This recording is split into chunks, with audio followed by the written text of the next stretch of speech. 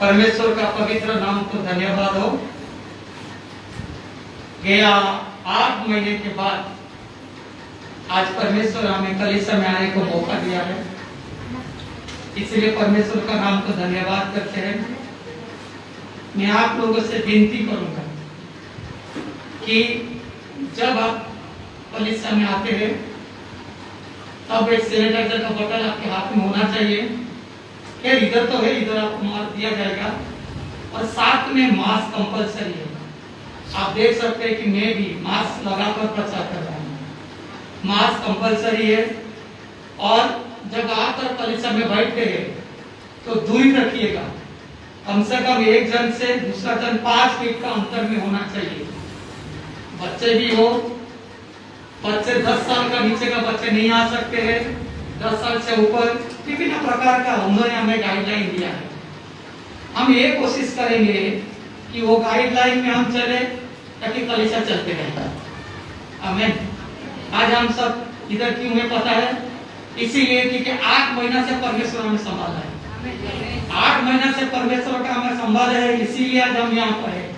तो सोचिए, 8 महीना तक संभालने वाला पवित्र परमेश्वर आगे भी हमें संभालेंगे, आगे भी हमें सहायता करेंगे। इसीलिए हम लोग सावधानी बरतना जरूरी है। सरकार का नियम को मानना जरूरी है।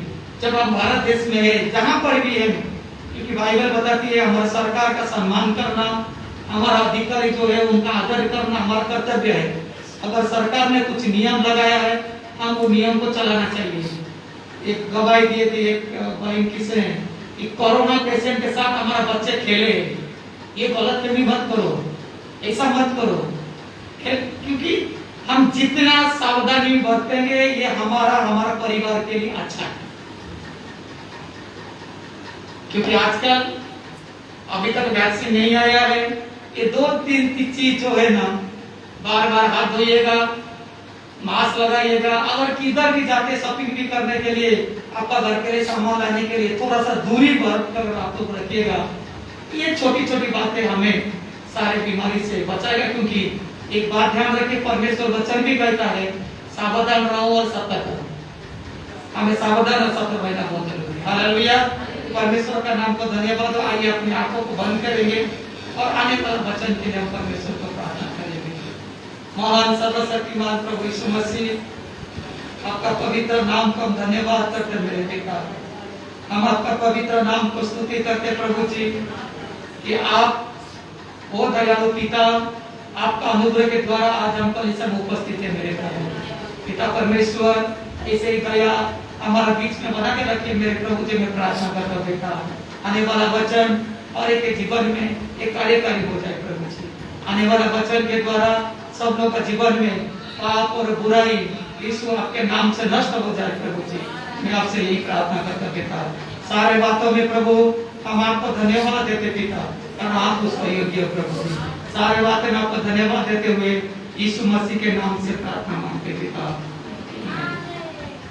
हालेलुया। सो परमेश्वर का नाम को धन्यवाद हो।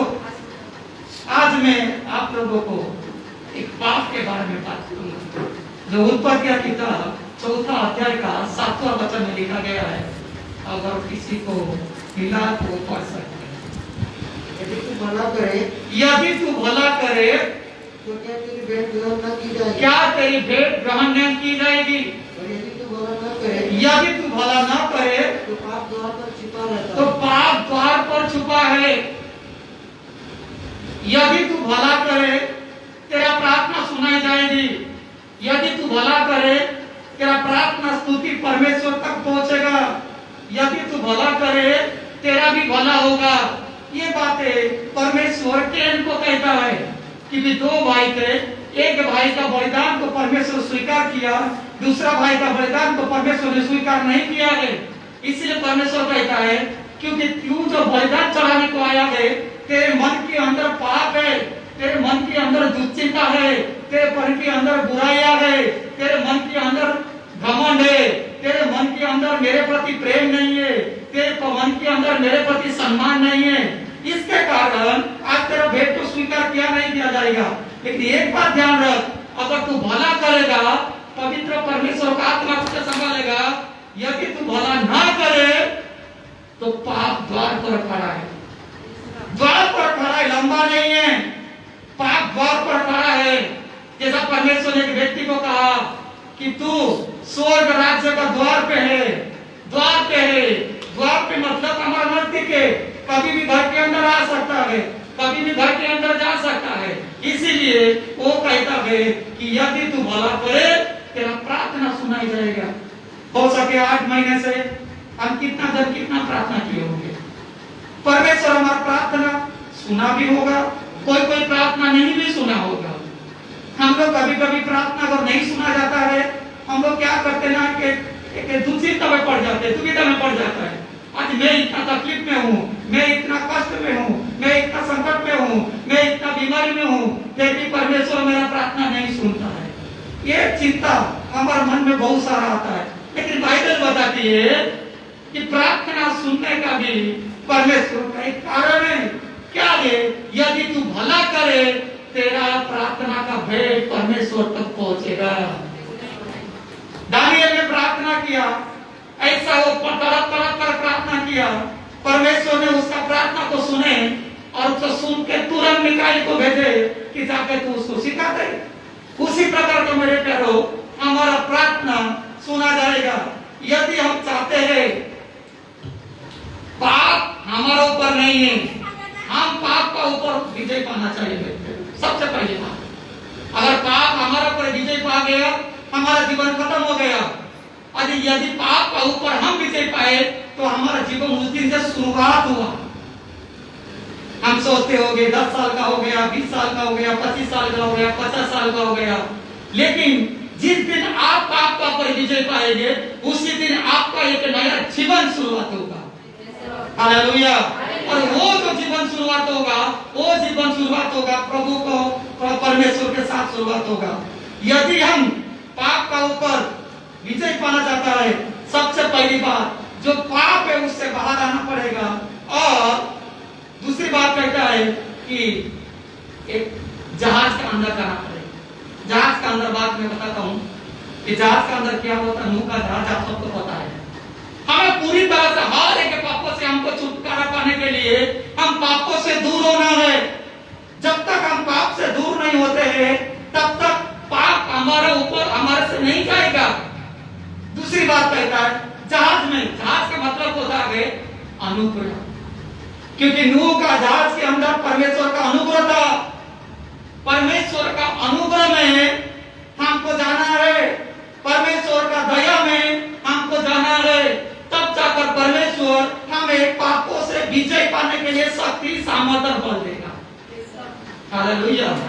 हम जानते हैं, मैं अगर चाहूं मेरे ताकत से, मेरे बल से, मेरे सामर्थ्य से मैं पाप का पर विजय नहीं पा सकता हूं, परंतु परमेश्वर का अनुग्रह से मैं सब कुछ कर सकता हूं। हालेलुया। इसलिए पौलुस कहता है कि मेरे शरीर में दर्द है, मेरे पेट, मेरे शरीर में कांटा है, परंतु परमेश्वर वो दर्द से बढ़कर तेरा अनुग्रह मेरे साथ है। इसलिए मेरे प्यारो सबसे पहली बात पापों से आपको दूर जाना है, परमेश्वर का अनुग्रह में आपको रहना है, तब जाकर हम मेरे प्यारो परमेश्वर का अनुग्रह के द्वारा, परमेश्वर का अनुग्रह के द्वारा हम पाप से छुटकारा पा सकते हैं। हम जानते हैं पाप क्यों आता है मेरे प्यारो। तीसरा अध्याय छोटा वचन पढ़िए, वही उत्पत्ति।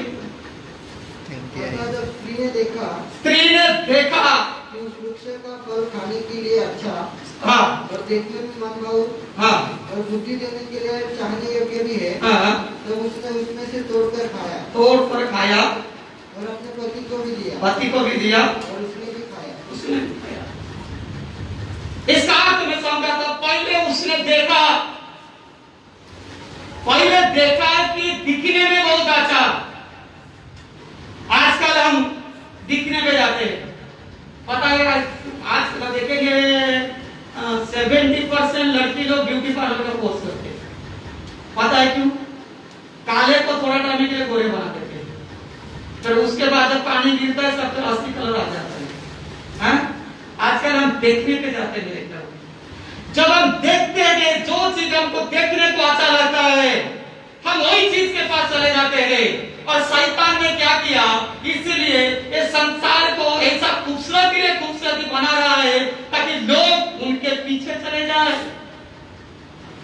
लोग उनके पीछे जाए मेरे प्यारो। पहले उसने देखने के बाद जब पूरी तरह से उसके मन के अंदर वो पाप समा गया, देखने में खूबसूरत है, ऐसा बहुत खूबसूरत चीज है। बच्चे लोग अगर माँ बाप उसका हाथ पकड़ के चलते, अगर कोई एक चीज देख दिया तो उसको आकर्षित होता है, तो माँ बाप का हाथ को छुड़ा करके उस चीज को ले लेते, यही है ना।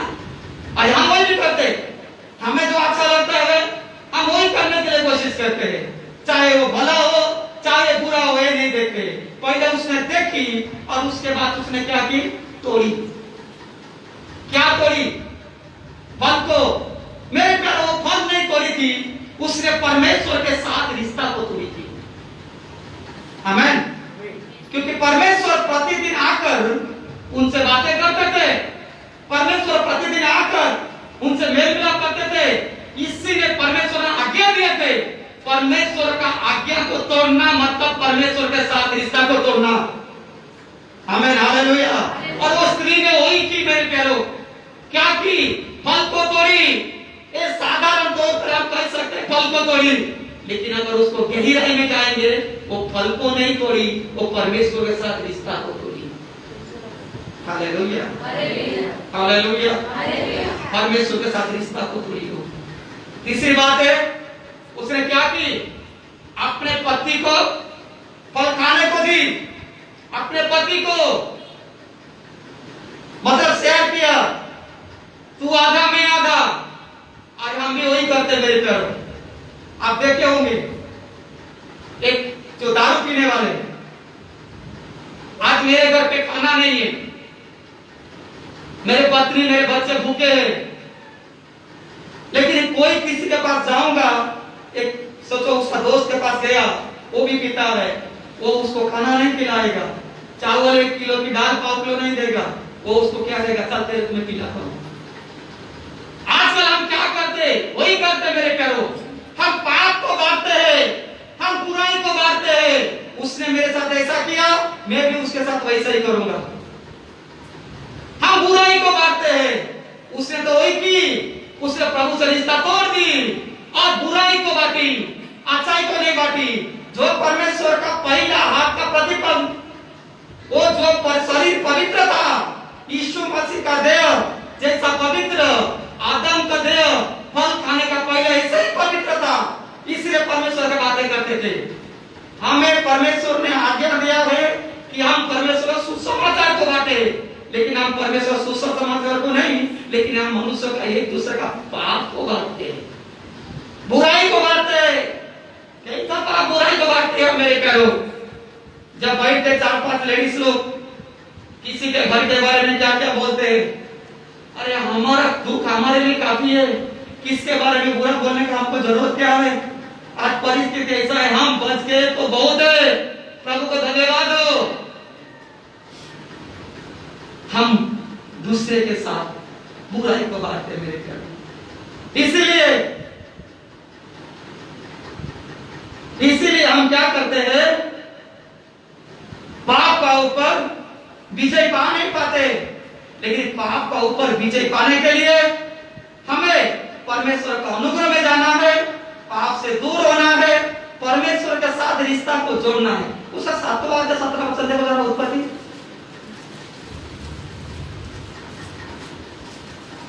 पृथ्वी पर 40 दिन तक जल प्रलय होता रहा। हाँ। और पानी बहुत बढ़ता ही गया, बहुत बढ़ता गया, जिससे जहाज ऊपर को उठने लगा। जहाज ऊपर उठने लगा, और वह पृथ्वी ताकि वो बच सके। बस जहाज ऊपर उठा। क्यों जहाज ऊपर उठा? पृथ्वी पर सारे नाश हो रहे, पृथ्वी पर सब मर रहे, लेकिन नूह जो जहाज के अंदर है, वो जहाज के अंदर परमेश्वर का अनुग्रह है। बाइबल बताती है जहाज ऊपर उठने लगा। कहां से? बुराई से, कहां से? पापों से, कहां से? मृत्यु से। वो जहाज ऊपर उठने गया, उठने गया, उठने गया। जैसा जहाज बुराई से उठा, जहाज मृत्यु से उठा, ऐसे ही मेरे करो, हमें भी दुनिया का पाप से, दुनिया का बुराई से, हम भी ऊपर उठकर परमेश्वर का अनुग्रह में जीवन जीना है। हालेलुया। हमें परमेश्वर का अनुग्रह में जीवन जीना है। लेकिन हम क्या करते हैं? परमेश्वर का आज्ञा को नहीं मानते। परमेश्वर का आज्ञा को टाल देते हैं हम परमेश्वर का आज्ञा को टाल देते हैं। हमें उद्धार चाहिए, हमें चंगाई चाहिए, हमें प्रभु का अनुग्रह चाहिए, हमें आशीर्वाद चाहिए, हमें स्वतंत्र चाहिए। तो हमें क्या करना पड़ेगा कि परमेश्वर का अनुग्रह में रहना पड़ेगा। एक बात बताऊं और एक के बारे में, क्योंकि हमें चर्च में समय एक सीमा दिया गया है। मेरे प्यारो, अब्राहम में व्यक्ति था, वो एक पाप किया। परमेश्वर उसको कहे तू तेरा घर से अलग हो। जब तक तू तेरा घर पे रहेगा तब तक तू वो आशीष को नहीं पाएगा जो आशीष मैं तेरे लिए तैयार किया हूं। क्योंकि अब्राहम का पिताजी मूर्ति बनाकर बेचने वाला व्यक्ति था। परमेश्वर उसको कहा तू अलग हो तेरे पत्नी को लेकर। तू जब तक इस घर में रहेगा तब तक वो आशीष को नहीं पाएगा। जब तक घर में रहेगा तेरे अंदर पाप रहेगा, तुझे इससे दूर होना है। वो दूर हुआ, वो सुन के चला गया। परंतु परमेश्वर उसको कहा था तू अकेला जाना तेरे पत्नी को लेकर। इसने क्या क्या पता है? अपने भतीजे को लेकर गया। एक जो गलती उसने किया, वो गलती का उसको बहुत बड़ा नुकसान भुगतना पड़ा। और लास्ट में ऐसा हुआ उसका भतीजा का पूरा वंश खत्म हो गया। क्यों? कारण क्या है? हम परमेश्वर का आज्ञा को नहीं मानते। कारण क्या है? परमेश्वर के साथ जो रिश्ता है हम तोड़ देते हैं। और कारण क्या है? हम खूबसूरती की ओर जाते हैं। खूबसूरती को जाते हैं और शैतान ने संसार को ऐसा खूबसूरत से भर दिया मेरे प्यारो, ताकि लोग उनके ऊपर देखकर उनको आकर्षित हो जाए और लोगों को आकर्षण में फंस जाए। आप दुनिया आकर्षण में ही है, चाक चौक जिधर दिखता है उधर सब जाते हैं। अपने को खुद को अच्छा दिखने के लिए हम क्या क्या नहीं करते, लेकिन परमेश्वर का वचन उस अनुग्रह को प्राप्त करो मेरे प्यारो। जो अनुग्रह हमें चंगाई देगा, जो अनुग्रह हमें शांति देगा, जो अनुग्रह हमें उद्धार देगा, जो अनुग्रह हमें सारे आशीष से भरेगा, जो अनुग्रह 8 मिनट तक सका संभाला है सर्वकाल तक हमारे साथ रहेगा।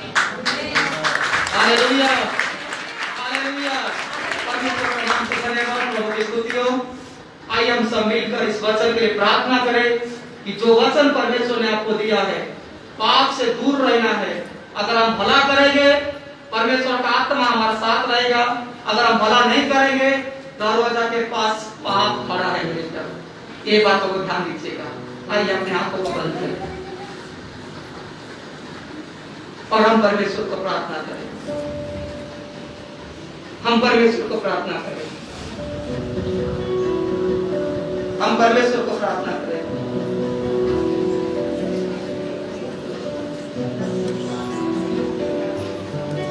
हम परमेश्वर को प्रार्थना करें। हम अपने हृदय में परमेश्वर को लें और एक बात को निर्णय करने के लिए परमेश्वर आज के बाद हम पाप नहीं करेंगे। हम चाक चौक को नहीं देखेंगे, अब आपके ओर देखेंगे पिता। हम रिश्ता को नहीं तोड़ेंगे, आपके साथ रिश्ता जोड़ के रखेंगे। और हम अगर किसको कुछ देना है तो भलाई को देंगे, बुराई को नहीं देंगे। Thank you, Jesus. Thank you, Jesus. Thank you, Jesus. धन्यवाद।